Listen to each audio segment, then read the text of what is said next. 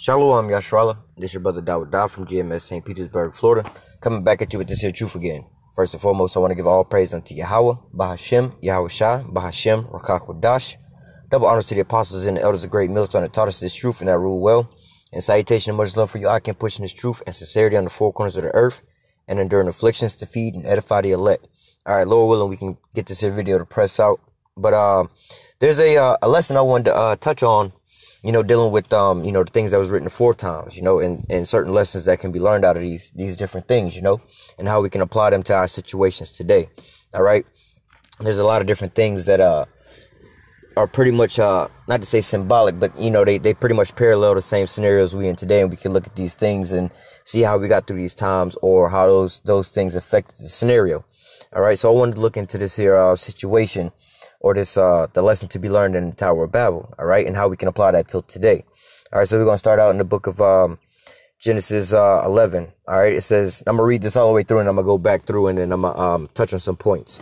All right, so this is Genesis 11:1. It says, and the whole earth was of one language and of one speech. And it came to pass as they journeyed from the east, and they found a plain in the land of Shinar, and they dwelt there. And they said one to another, go, let us make brick, and burn them thoroughly. And they had brick for stone, and slime had they for mortar. and they said, go to, let us build a city and a tower whose top may reach unto heaven, and let us make a name, lest we be scattered abroad upon the face of the whole earth. And Yahweh came down to see the city and the tower which the children of men builded. And Yahweh saw, behold, the people is one, and they all have one language. And this they begin to do. Now nothing will be restrained from them, which they have imagined to do. Go to, let us go down, and there confound their language, that they may not understand one another's speech. So Yahweh scattered them abroad from thence upon the face of all the earth, and they left off to build the city. Therefore the name of it is called Babel, because Yahweh did there confound the language of all the earth, and from thence did Yahweh scatter them abroad upon the face of the earth. All right. So that's the story of the Tower of Babel. Right. So, just to give a pretext of what's going on, obviously these people, like the scripture said, it was of all of one language, and they decided to build this tower that reached up to heaven. All right. Now we're going to actually put yourself into that position.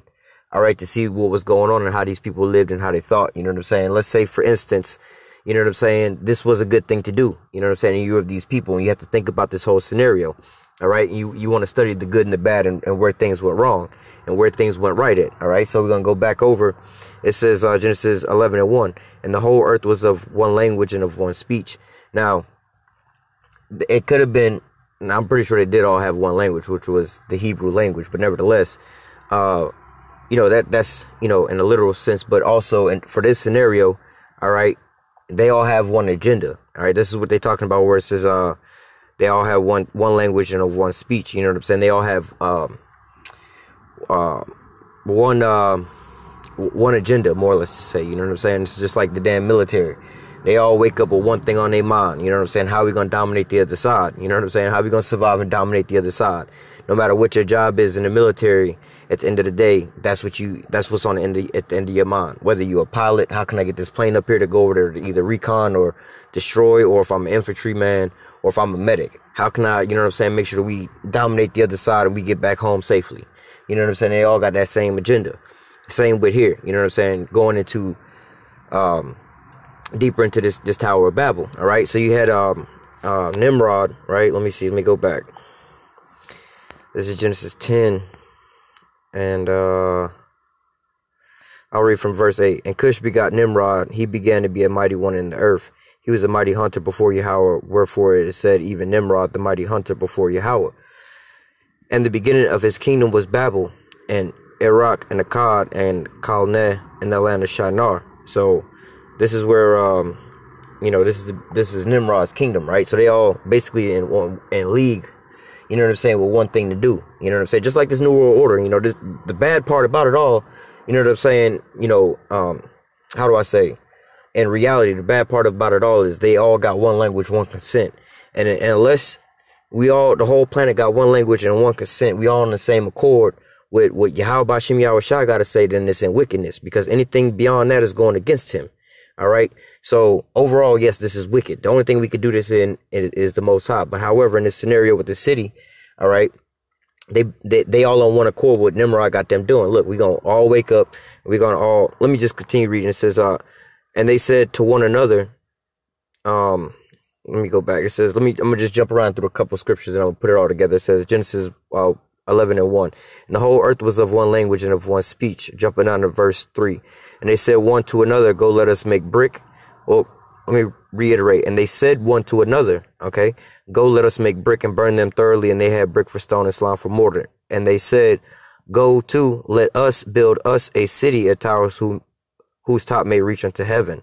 And let us make us a name, lest we be scattered abroad in the face of the earth.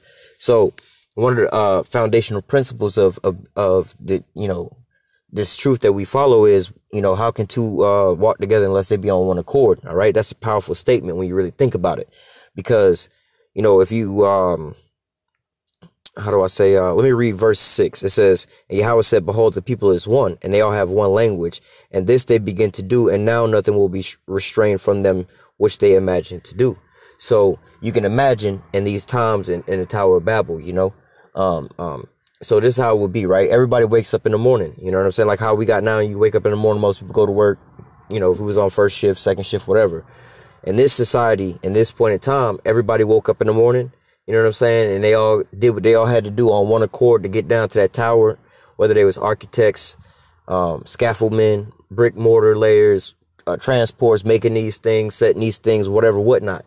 Every day they got up and they all worked towards one thing. They all had one agenda, you know. They always waking up with one thing on their mind. We're going to get up and we're going to accomplish this here task, you know. Nobody was getting up in the morning, you know what I'm saying, where there's a whole group of people going down to this here tower. And then you have a different type of people that's going down, going fishing. Or some people that's going on vacation.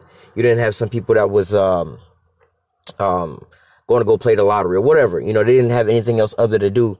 Not to say they didn't have anything else other to do. They didn't do anything else other than building this tower primarily. That was their first and foremost primary task. Now, they did other things. However, you know what I'm saying? Like they cooked dinner.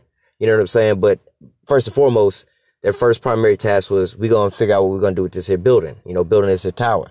You know, if we have kids, you know, two guys are talking in this society like, yo, I'm about to have a son, blah, blah, blah. Well, what you going to have your son be when he grow up? Well, whatever it is, my son's going to do something pertaining to build this here tower. And so should be the same way with your son. You know, oh, we about to buy a new car. Well, what kind of car are you shopping for? Well, obviously, I'm not going to buy a motorcycle because that's not going to be helpful for building this here tower. Everything I do and think about, I'm thinking about this tower first and foremost. All right. So whatever I do has got to be beneficial for this tower primarily. Secondary, I'm going to be able to reap the benefits from that. You see what I'm saying? So, for instance, I'm about to buy a new car, right? Well, my car has to be able to benefit this tower primarily before it benefits me. All right. So if I get a pickup truck, I can help use that to do whatever to build this here tower. Secondarily, I can use it for transportation. That's how these people thought. That's what it means. They on this one language, one accord, and they all getting up to do this here tower. And that's why verse 6, it says, and Yahweh said, behold, the people is one. They all have one language. And this they begin to do. And now nothing will be restrained from them, which they imagine to do. So, you know, yeah, like in this actual scenario where the Tower of Babel, yeah, they was going off, you know what I'm saying, off from the Most High's will. But looking at what made these people strong and what made these people, how do I say, one unit, you know what I'm saying? How the Most High says nothing that they ain't gonna be able to do because they all in one accord. They all on one hinge, you know? That was their strength, you know what I'm saying? They thought about that primarily, you know? It's like, think about so-called white people, right? In this regular society, just on a carnal level. They breed their kids for power. They breed their kids for leadership. You know what I'm saying? When they have their sons and they meet and send them into college, that's what's on their mindset. Look, I'm going to send you to this here college. I already know some people that can get you in. I know some people that's going to be able to give you this here connect to so-and-so to get you to this spot, you know? Or I'm only, you know, meeting you with this here person's daughter or whatever, whatnot, because they have a good family connection. They meet with these types of things. You know what I'm saying? They got in their mindset what I'm doing, every move and every action I'm moving for, you know what I'm saying? I'm doing this with purpose, and the purpose in mind is, you know, for white people in that scenario is leadership and power for their kids and their offspring. All right. And this scenario is talking about building the Tower of Babel. All right. And so the way to destroy all that was what? Verse 7. Go to, let us go down and confound their language, that they may not understand one another's speech. So Yahawah scattered them abroad from thence upon the face of all the earth, and they left to build off cities. So in order to stop this whole big massive plan from going forth, all the Most High had to do was change their thought patterns up, change up their agendas and what they wanted to do. So like I said, these people was all waking up in the morning. You know what I'm saying? It was all a big, long, massive migration down to the tower, start building 24 hours a day. This is what they was all doing. Primarily, they all thought about that. You know what I'm saying? That was the first thing that they thought about first and foremost. You know what I'm saying? Before they did anything and whatever they did, you know what I'm saying? They thought about this tower first. All right. But now the Most High changed up they speech, you know? So now you got some people waking up that's going down to the tower to build on the tower and having kids and purposing their kids to do something for this tower. All right, but then you have a different group that's having kids now. Oh, I'm purposing my kids to be a fisherman because we're going to go get some fish. Or I'm purposing my kid to be a celebrity so they can be famous. Or I'm now, waking up in the morning and I'm going to go race NASCAR or something like that. You know what I'm saying? You're not purposing yourself and your time and your resources on building this tower. You got your own agenda. So now you can't accomplish this task as you want to accomplish it because you got everybody doing something different. All right. And so looking at that as just being able to study these people and how they was able to be moving, the principal thing to catch here, they was all on one accord. You know what I'm saying? They was all following after one thing, one agenda, all right, which was against the Most High's will. All right. And the Most High wound up switching all that up by what? Changing up their mindset to what they was all doing. All right. And so what? As we, like the scripture said, the things written aforetimes was written for our learning and our understanding. We in the same position now. All right. We trying to we're not building the Tower of Babel. You know what I'm saying? But if you think about it like this in that point in time, all right, this was something that was unheard of, unfathomable. This was some impossible feat. All right. They're talking about they had the brick and the mortar and all that. I mean, when you think about it, that was a new technology at that point in time. All right. This was some shit that was like, bruh, like if you telling somebody back then they was going to do that, like, yo, this is the most retarded thing. Ain't nobody ever heard of that. You see what I'm saying? So that's like saying to somebody, yo, we finna build us a whole nother planet and we gonna put that bitch off in space. Like, nigga, how you gonna build a planet bigger than the Earth on the Earth and then put it in outer space? That just sound retarded to somebody, but this is what they was trying to, the ideology of it, like this is how far off they was thinking. Not saying it was impossible because obviously it was possible, but the Most High, swapped it up. Same with today. You know what I'm saying? Like when you think about, the end of our journey and the transition into this here kingdom, bruh, look at our whole history, bro. We've been down the whole time. You know what I'm saying? We've been stomped out, choked out, you know what I'm saying, this whole time. And now, not to put it in a fucked up light, but I'm just saying, in a carnal sense, now we expect it to be raised up, like we in this low state, and we expect it to be raised up, you know what I'm saying, up on high over top of all these other nations and do such an impossible task and a feat that, you know what I'm saying, so like, give me 1 second. We being tasked with this impossible feat that the world has never seen before. You know what I'm saying? The things that we're about to do, the things we were called to do. Salakia. The things that we're called to do, you know what I'm saying, is unfathomable at this point in time. How do I say, on the planet Earth, Are we about to get spiritual powers, you know what I'm saying? Are we finna take down the Rothschilds? Are we finna, not to say break out of our captivity, but you know what I'm saying? All these things are about to switch up. You know what I'm saying? We about to go from being nothing into being something. You know what I'm saying? From basically being, like King David said, being taken from the sheepfold, from the sheepcote unto ruling over the Lord's people. You know what I'm saying? This is an impossible task. This is not an impossible task, but this is something like in a carnal sense, like, bro, that is super impossible when you really put it all on the table, when you really think about it. But what we can look at, all our forefathers as how do I say, inspirational points, motivational points, things like that. And we also got these other lessons like the Tower of Babel. You see what I'm saying? So, give me 1 second. I don't know what these people got going on here. Damn, fucking heathen ass niggas. But nevertheless,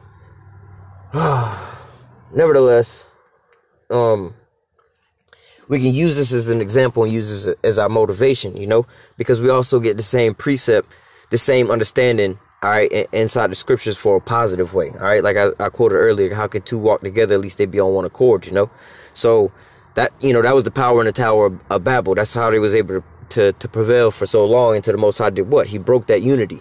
All right, so us in the same state. All right, we have to be in the same mind state of these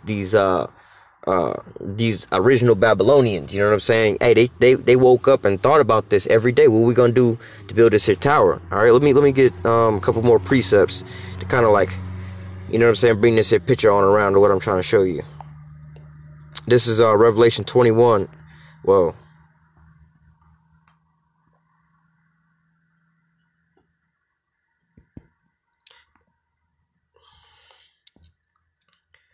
oh man. All right, I'm gonna just start reading from the top, and I'm gonna jump down. This is Revelation 21, verse 2. It says, "And I, John, saw the holy city, New Jerusalem, coming down from the Most High out of heaven, prepared as a bride adorned for her husband.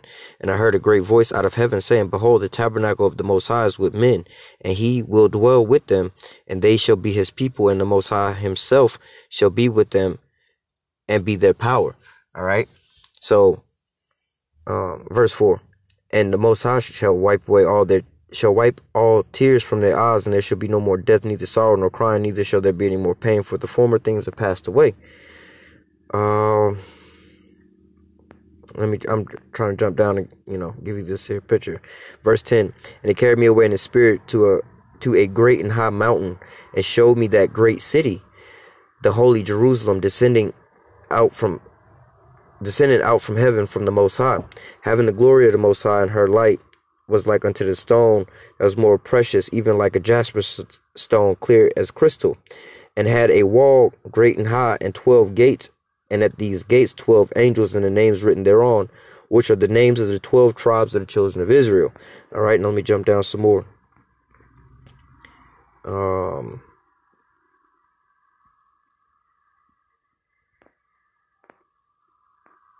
I'm going to start from verse 21. "And the 12 gates were 12 pearls, and several gates was one pearl, and the streets of the city was pure gold, and as it was transparent glass. And I saw no temple therein, for the Lord power almighty and the Lamb of the temple, and the Lamb are the temple of it." All right. So basically, you know what I'm saying? I wanted to read that all the way through just to show that, look, there was going to be a new city coming up out of heaven. All right. Now, in Christianity terms, things like that, because they give you actual like dimensions and things like that of the city. We was taught that, there's going to be some cube city coming up out the sky. But as I read further on down, it was talking about the temple, which was the Most High and his son, but it wasn't an actual temple. You know what I'm saying? But check it out. This is what we trying to, let me grab another precept. This is what we pushing forth to. All right. This is something that the world ain't never seen before. This is like the Tower of Babel. All right. This is that new wave in the earth. All right. Let me see. This is 2 Corinthians chapter 5, verse 1. It says, "For we know that if our earthly house of this tabernacle was dissolved, we have a building of the Most High, a house not made with hands, eternal and in the heavens." All right. So that's basically speaking on like, if we actually perish on the planet Earth, you know what I'm saying? Like, we got our heavenly bodies up there with the Most High first and foremost. But this here place is a place not built with hands, just like we were speaking on in Revelation, that new city. That's a city not physically built with hands, because it's not an actual physical city for one. All right. But it's a city built with hands, like as we doing right now. But we not actually, I'm not bringing no lumber to the spot to build. You know what I'm saying? I'm metaphorically bringing you some lumber right now, you know what I'm saying, and planting it on the foundation, that type, you know what I'm saying. But look, every time we put up these epistles, every time we go do these things, this is one more brick into the building. This is one more thing to that great mighty, for reference point, that great tower unto heaven. But what, like I was just reading about in Revelation, that new city, all right, that new holy city, this is what we pushing forth to now. This is what we building now. All right. It's just like the Tower of Babel. We all got to be like those people back in those days, all on one accord, with one tongue. All right. Let me continue on reading. Verse 2, it says, "For this we groan earnestly, desiring to be closed upon with our house, which is from heaven." All right. We in these bullshit ass bodies, man. We, you know what I'm saying? We them, actually, I'm gonna get to that. I'll get to that real quick. We in these bullshit ass bodies, man. We trying to get up out of here. Verse 3, "If so, that being clothed, we shall not be found naked, for we that are in this tabernacle do groan, being burdened, not for that we will be unclothed, but clothed upon, that mortality might be swallowed up of life." All right. So like I was saying, bro, we in these bullshit ass bodies, bro. We not saying like, you know what I'm saying? We are saying, bro, we hate our life. We hate this fucking place. We wish we could just die. You know what I'm saying? But then we just gonna go back up to the heavens with the Most High, and we're gonna come right back down here. We not desiring to be dead like that, bro. We wishing that this whole life would be over with, and we can come back into the kingdom of heaven, and we can actually be in our first state. All right, we trying to build that back up. We in that time now that we building that back up. All right. Real quick, let me touch on that. Where is that at? I think it's chapter 15. Yeah, I think it's right here at the bottom. This is 1 Corinthians 15 and 51. Behold, I will show you a mystery, that we should not all sleep, but we should all be changed in a moment, in the twinkling of an eye, at the last trump. For the trumpet shall sound, and the dead shall be raised incorruptible, and we shall be changed. For this corruptible must put on incorruption, and this mortal must put on immortality. For when this corruptible shall have put on incorruption, and this mortal shall have put on immortality, then shall be brought to pass the saying that is written, death is swallowed up in victory. So, you know what I'm saying? Again, that's what we earnestly groaning for, that we're going to be all changed, that we're not going to all die, but we're going to all be changed into that new spiritual body. But again, this is something that we ain't never seen before. You know what I'm saying? We ain't never, let me get this real quick. We ain't never witnessed this before. Where is it? Verse 6, I think.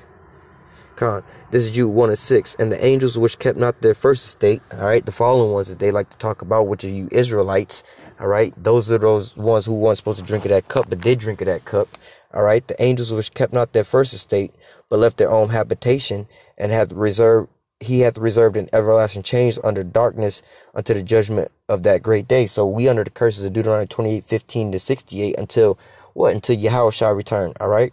So we those angels that lost that first state, but we earnestly desiring, groaning in these fucked up bodies, in these chains in hell, desiring to be back in our first estate, more or less to say, you know, to basically be back in the kingdom of heaven. All right. And so now we in the times of this right here. We in the times that we will be waking up. This is Ezekiel 37. I'm gonna start at verse 2. All right, it says, verse 1. And the hand of Yahweh was upon me, and carried me out in the spirit of Yahweh, and set me down in the midst of a valley which was full of dry bones, and caused me to pass them round about. And behold, there were very many in the open valley, and lo, they were very dry. And he said unto me, Son of man, can these bones live? And I answered, O Yahweh, thou knowest. And he said unto me, Prophesy unto these bones, and say unto them, O ye dry bones, hear the words of Yahweh. Thus saith Yahweh, power unto these bones, behold, I will cause breath to enter unto you, and you shall live. And I will lay sinews upon you, and bring up flesh upon you, and cover you with skin, and put breath in you, and you shall live, and you shall know that I am Yahweh.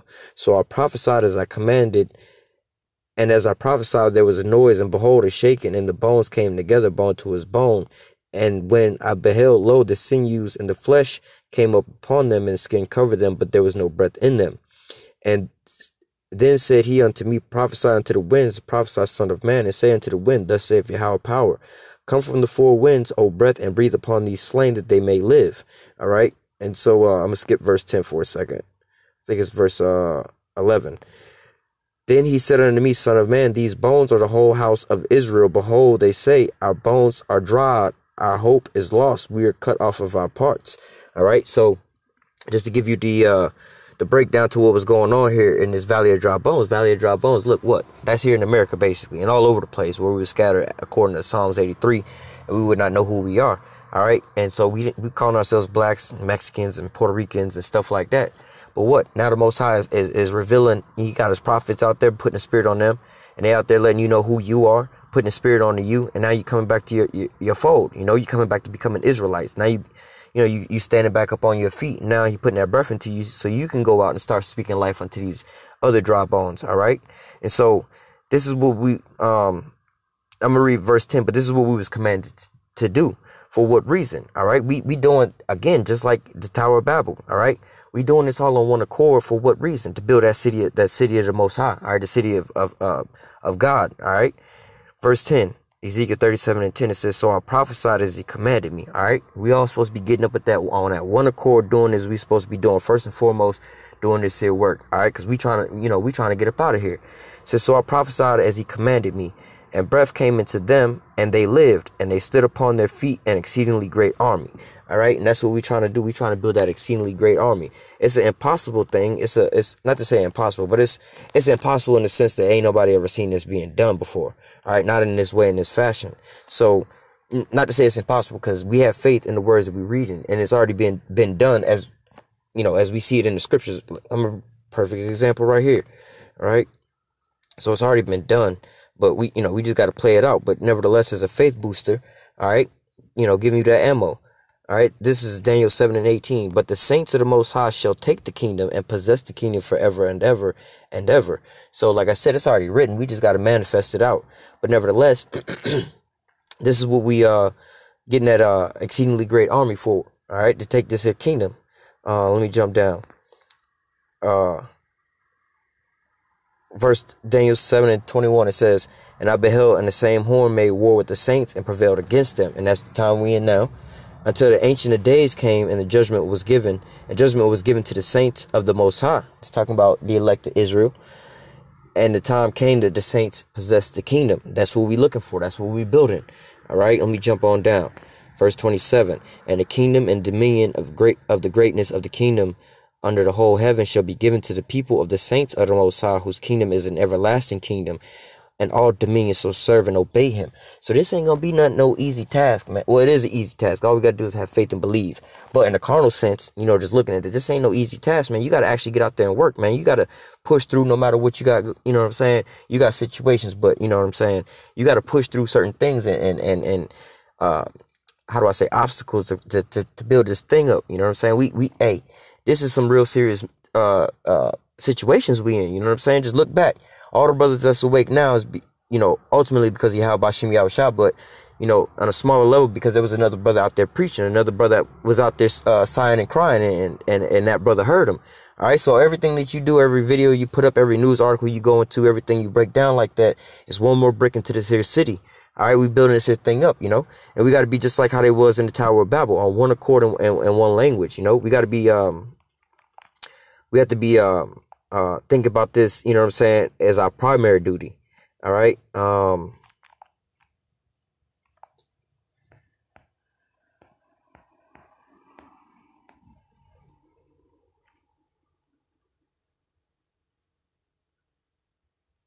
That's not what I want to grab. That's I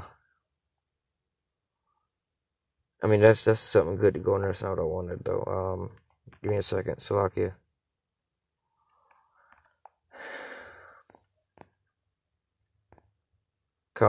This is 1 Corinthians 12:12. It says, for as the body is one, hath many members, and all the members of that one body, being many, are one body, so is in Hamashiach. So that exceedingly great army, just like Esau's army, you got the army, the navy, the air force, and so on and so forth. That's his military wing. When he come at your ass, I mean, if it's some light shit, he might just send one little branch, but if it's all out warfare, he's sending everybody. You know what I'm saying? They got different divisions and different jobs, even in the same division, same branch. But they all on one accord. They all trying to dominate the other side and come back home safely and protect their own assets. All right. Same way we got to be in this here thing. The same way what we got to be doing. You might have a different job from the next man, but you got to still be pushing forward for this one agenda. Like going back to the Tower of Babel. I could be an architect. You could be a blacksmith or whatever, whatnot. But we all pushing forth to build this here kingdom.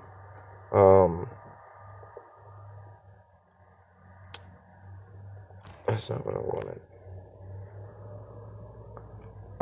Salakia, give me 1 second. I'm trying to find a precept. Actually, that other precept, that was through the spirit. That other precept where it says our weapons of warfare are not carnal. And true enough, because what? Why? We not out here like the scriptures say we're gonna fight and take the kingdom. Yeah, we actually are in a point in sense, but right now, we doing the ultimate fight right now, waking up those, like Ezekiel 37, we prophesying to those dry bones and raising up that exceedingly great army, all right? Then also prophesying the downfall of this kingdom, all right? Because a lot of this kingdom going to be taken down by America's enemies, The whore going to hate the beast and burn her with fire. Gog and Magog, that ain't us. You know what I'm saying? But what? Putting those prophecies out there is making them manifest. All right. This is 1 Corinthians 1:21. It says, for after that, the wisdom of the Most High, that the world by wisdom knew not the Most High, it pleasured the Most High by the foolishness of preaching to save them that believe. So as far as building this new city, the city of the Most High, all right, the Most High said, it pleased the Most High by the foolishness of preaching. That's all we got to do, man. You know what I'm saying? Hey, right now I'm sending for many fishers, then I'll send for many hunters. For the majority of this here point in time, before he put his spirit on us and everything, put that autopilot on us, the actual manual labor we got to do right now is just preach. Go out there and do the work. You know what I'm saying? Teach, preach, teach, edify, and exhort. You know, that's what we was commanded to do. All right. I'm gonna grab a couple more precepts. We're gonna close out. Actually, I'll close out with this. This is Ezekiel 9:4. All right. It says, and Yahweh said unto them, go through the midst of the city, through the midst of Jerusalem, and set a mark upon the foreheads of the men that sigh and cry for all the abominations that be done in the midst thereof. All right. Like I said, he sent us out there to send for many fishers and then hunters, but then also bid as many to the marriage. You know, go ye to the highways and the byways. All right. So the Most High here is telling those angels to go ahead and put that mark of exemption on the ones that's already out there doing it. All right. So that's going to lead us into, let me see this. And this is part of the fight, you know, talking about the foolishness of preaching. All right. Revelation 14 says, and I looked, 14:1, and I looked, and lo, a lamb stood on the Mount Zion, with him 144,000 having the Father's name written in their forehead, according to Ezekiel 9:4. That's where they got that seal put for doing what? Sighing and crying for all the abominations that be done therein.